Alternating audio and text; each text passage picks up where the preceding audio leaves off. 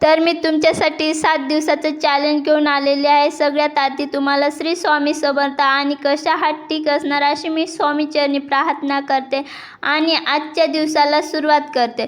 जर तुमचं love marriage लग्न होत नसेल किंवा तुमच्या धंद्यामध्ये लॉस होत असेल किंवा तुमचं घर होत नसेल तर हे 7 दिवसाचं तुम्ही प्रयोग करून बघा। जर तुमचे स्वप्न नाही पूर्ण झाले तर हा व्हिडिओ मी डिलीट मारेन।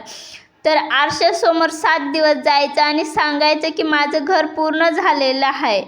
तर थँक्यू युनिवर्स असं सांगायचं। असं तुम्ही 21दा बोलायचं।